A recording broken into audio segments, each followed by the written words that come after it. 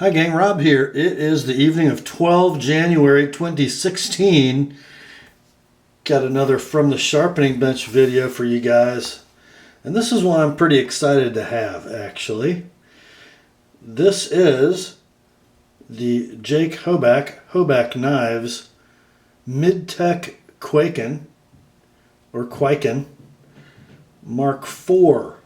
Currently in stock at the online retailer of your choice, and it's pretty cool. And I've actually been quite interested in Jake Hoback's work for some time, and I've never had one in my hand before. Why am I interested in his work? Well, for one thing, I think on every knife model that he's ever come out with that I've seen, we have an option for left-handed clip mount. Of course, this one's mounted for right-hand carry, but you can mount it lefty. I like that. And on all his knives, Jake references a Bible verse. In this case, the 23rd Psalm. Even you heathens are probably familiar with that one. And here's another thing I kind of like about Jake's work. Even though he has sort of been an attendee at the overbuilt folder party, he does make an effort to make his knives useful, pocketable, and easy to port, which is pretty cool. This model, the Kwaiback, is his interpretation of the Japanese Kwaiken. A lot of these around in the market today, interpretations of the Kwaiken or Kwaiken. Generally, they're going to have a handle that is sort of slim in this dimension. Generally, the blade is going to be, when closed, totally concealed in the handle, as we are here. And nice that the spine of the blade is almost flush in this area, but as we approach the tip, just for good measure, it drops down a good 1/16, maybe an 1/8 of an inch, just so that, as tolerances happen, we don't have any protruding tips, as we've seen on some similar knives. So what do we got here, guys? Well, we've got a 3 3/4 inch blade with sort of that modified Tanto style.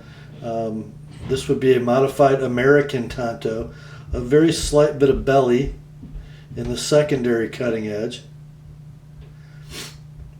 This steel is 3/16 thick, and it's flat ground from most of its height, and pretty steeply though, because that thick stock and a blade that's maybe 1 1/8 broad, that approach has to be pretty steep to get down to a thinnish cutting edge. I think it's about 11 or 12 degrees inclusive. And not super thin behind the edge. My secondary bevel is at 17 degrees with a little tiny 20-degree micro, and you notice it's not super thin. So behind the edge, we're probably, a little over 30 thousandths in this straight cutting edge, and maybe 40-45 up here in the secondary edge.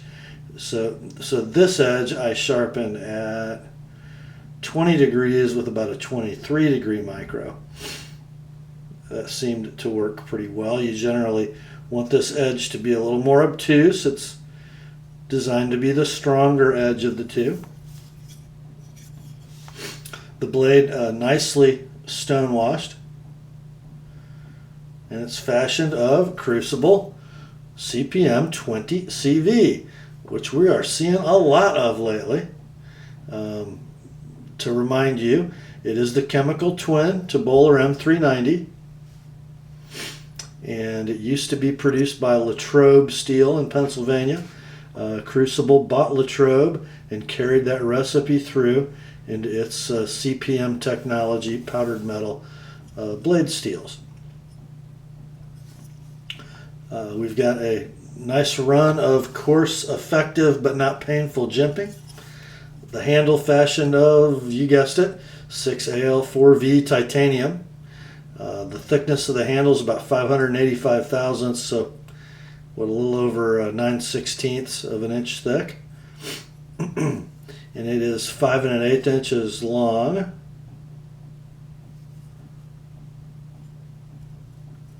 I think the overall length's 9 1/8, so it must be a little longer than that. Let's see. Don't want to give you guys incorrect specifications. Yeah, 5 3/8 long, overall length 9 1/8.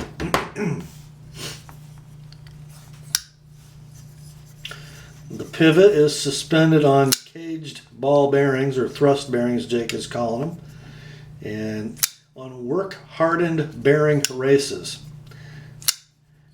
And also, this knife benefits from his Hoback roller detent, which instead of a hardened steel or ceramic ball bearing staked into the titanium in a fixed position, with all the friction happening between ball and blade, we have a ball bearing that is free to roam or roll inside the housing of that Hoback roller detent.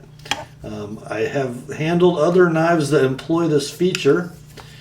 A lot of ferrum forged knives. Never seen it in a Hoback knife before. I generally don't find it super helpful. There is one material that ferrum forge works in that makes it a virtual necessity. That SM100, not really steel stuff. Fixed ball bearing detents gall in that stuff. Normal steels that are well finished, I'm not sure the rolling detent makes a lot of difference, but I have to tell you guys, this is the smoothest ball bearing pivot knife I've ever operated.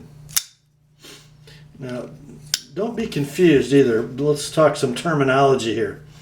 There is a difference between smooth and free. There's a lot of ball bearing pivot knives that will, drop closed under their own weight on your fingers if you're not paying attention, that I wouldn't really call smooth. I would call them free, but I wouldn't call them smooth. Case in point, zero tolerance ZT0560.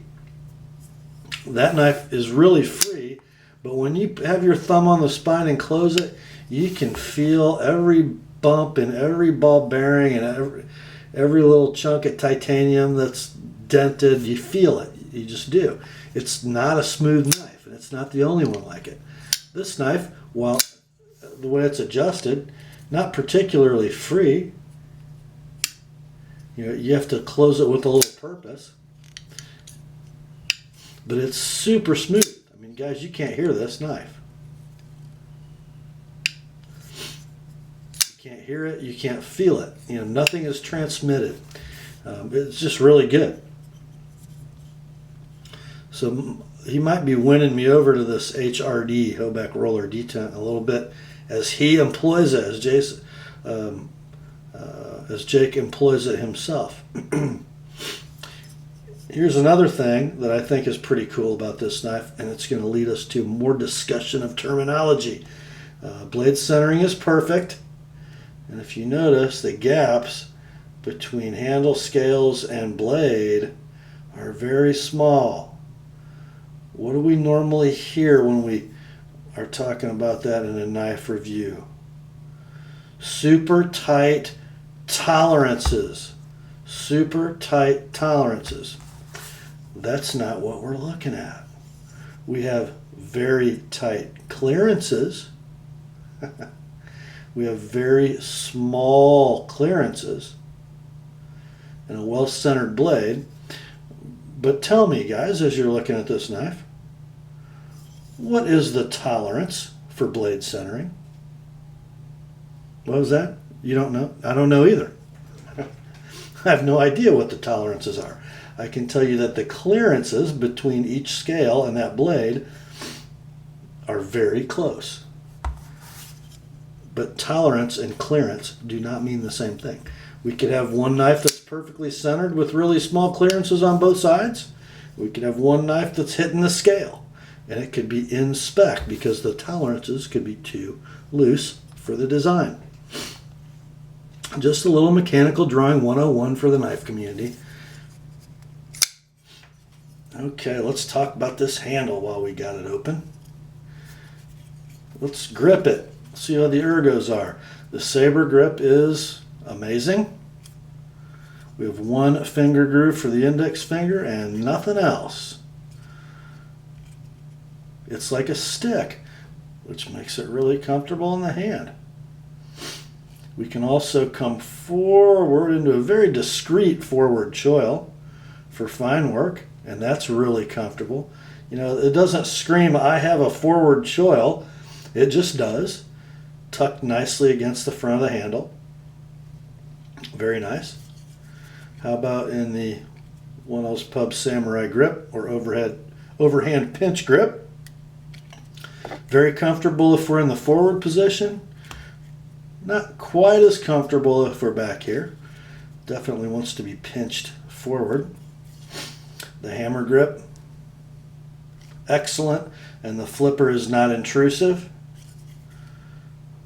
The draw cut grip, again, very good. Flipper not digging into the web of my hand. That sort of pull cut, cut and rope grip, very, very good, very powerful. The way that knife fits over here at the side of my hand, it's just great. And really good in the reverse grip with this butt jumping, perfect for the thumb, just really nice. Great job, Jake, on that grip. Beautiful fullers or fluting on either side of the handle. Of course, we only have one on the lock side. Very good, and some nicely milled lightening pockets in both scales, I think you can see.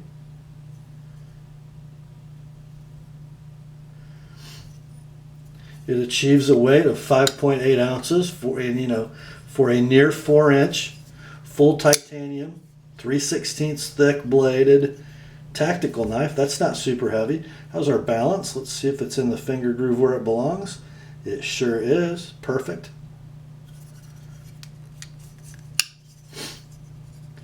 While we're looking at this lock bar, let's talk about its workings for a minute. We have a steel insert fixed by two pretty good sized bolts, and it is also keyed. I think you can see that sort of a rectangular feature right in the middle of the insert. So it's located with that key and bolted in place. It also serves not only as a lock face interface, but also an over travel stop.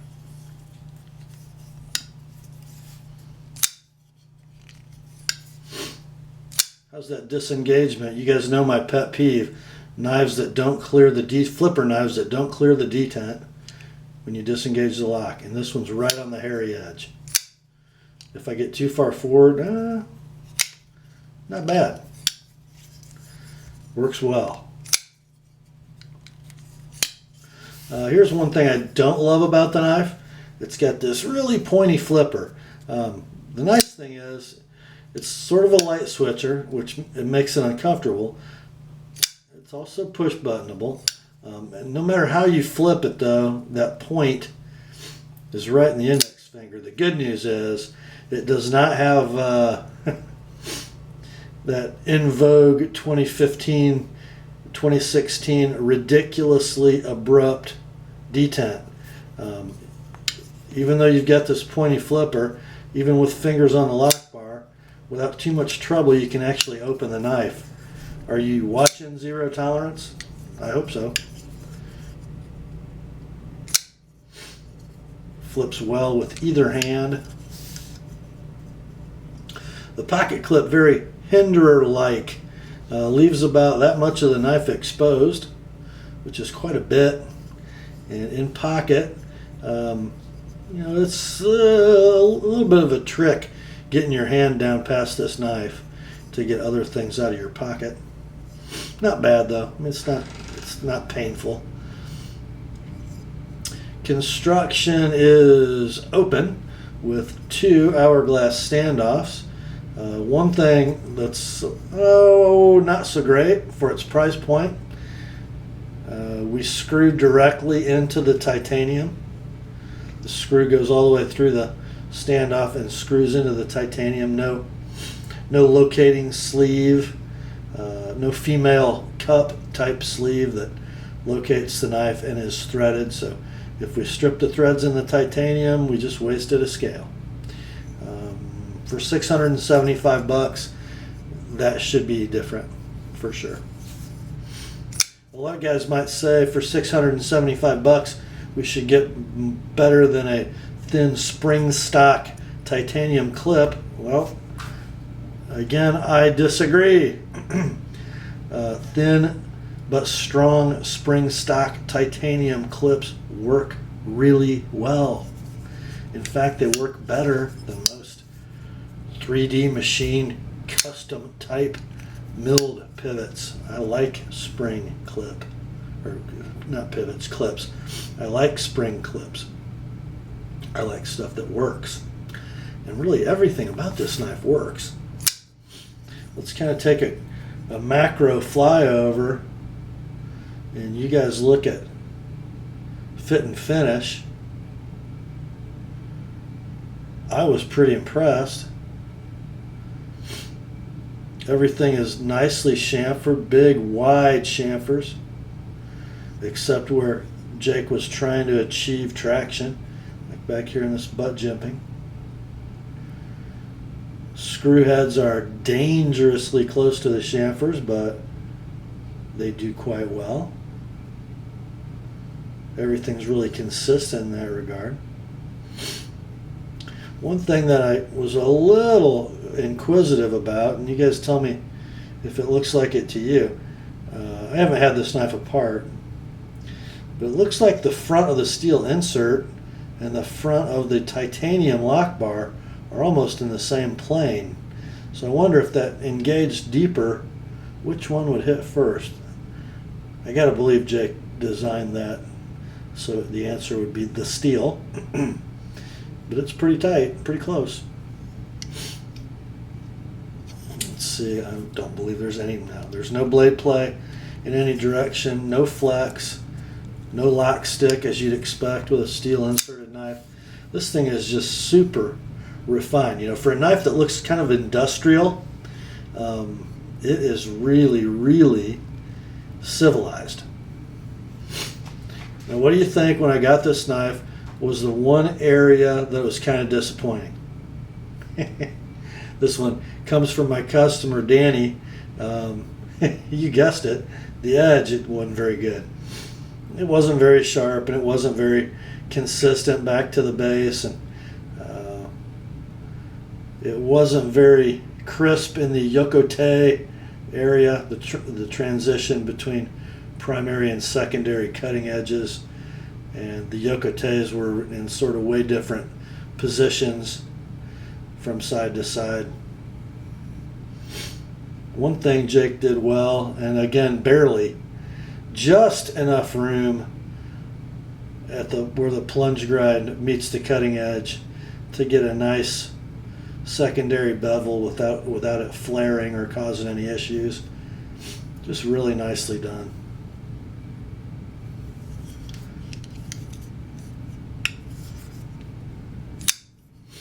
Now in advertising literature for this knife, I'm reading the listing at Knife Center. If this copy comes from Jake, he's pretty proud of this. He does call it a mid-tech just because that's what the terminology of the day says. But he also calls it an ultra high-end production mid-tech. And he would have us believe that the machine shop that he contracted this to saw a lot of him while they were being built. He watches them like hawks, and they are each individually fitted, blade to frame.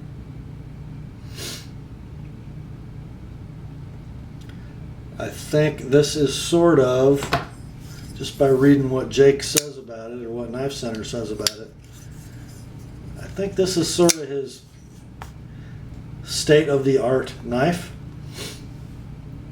Some of the things that Jake has been dinged for in reviews just aren't present on this knife.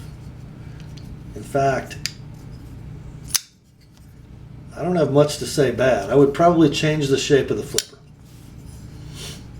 I would take that point off and give it a little flat with maybe some fine jimping, although fine jimping wouldn't look great. It wouldn't sort of fit the rest of the form of the knife, because we've got coarse jimping here and coarse jimping here.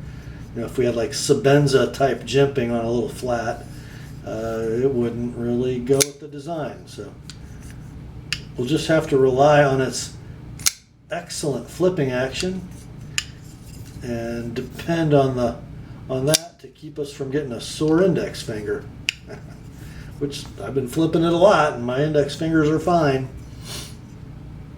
Pretty cool knife. Let's see. Of course, I don't like flippers. I don't like ball bearing pivots. I'm not a fan of tanto blades. And I really, really like this knife. What does that tell you about its quality? Yeah, it's really well made. Really, really well made. I like it a lot. Does it cut? After all that work? Oh, yeah, I guess it does. A little thick for making S-curves, obviously. Try that again. Let's see. Oh, barely. It's like trying to make an S-curve with a hatchet. But it is sharp. Can a hatchet be sharp? Yeah. A Kwaiback certainly can. And man, that 20 CV does take a nice polish as well as a fine edge, don't you think? This one going back in the mail tomorrow. Danny, your baby will be home soon. Probably by the weekend. That's all for this one, my friends. Great job, Mr. Hoback. Always great to see a brother in Christ honoring the Lord with excellent craftsmanship. Good job. Grace to you and peace, my friends, from God our Father and the Lord Jesus Christ. And remember the word and Danny's Kwaiback are sharp.